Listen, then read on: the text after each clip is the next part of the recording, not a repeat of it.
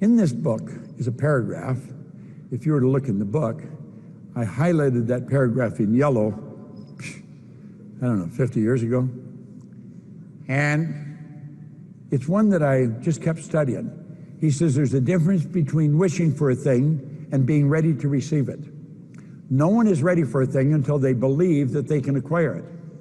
The state of mind must be belief and not mere hope or wish. Open-mindedness is essential to belief.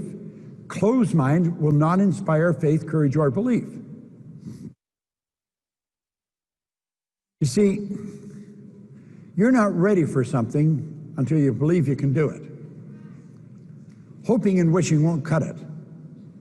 So when you sit down with a person and you're helping them build a big idea, you're going to have to educate them. You've got to help them understand something about themselves.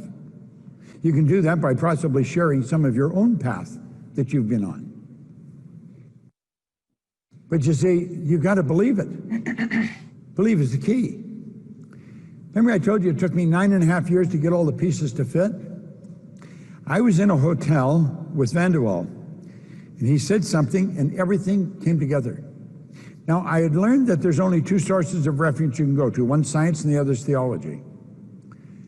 There's only half a dozen religions. I think in California there's 5,000. Everybody starts their own. So, I mean, you know, but there's only a half a dozen religions.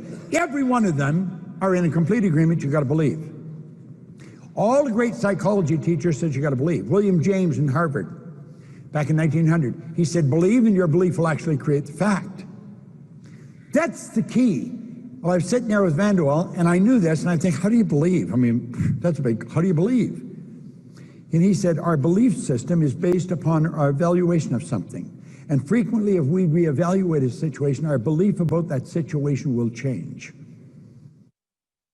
I thought, wow, that's what happened to me. I went from earning $4,000 a year and living in debt and unhappy to becoming happy, healthy, wealthy, and business all over the world. Wow. I kept studying, and because I kept studying, I kept believing more of what I could do, because I started to understand me better. Know thyself, know thy higher self. That was the key. And that's how my belief, I was thinking, how do you change your belief? That's how, through study. Our belief system is based upon our evaluation of something. And frequently when we reevaluate a situation, our belief about that situation will change. That's what I had done. And all of a sudden I got so excited because I knew then why I changed, and I knew I could teach other people how to make the change they want to make. You see, as we look at this, let's understand this. When I said there is a place, there is a place. Don't think it's just a thought. You took your mind to a higher frequency. You saw what was there. That's how we've got the life we've got today. Two young bicycle mechanics, they defied logic. They introduced us to a new kingdom.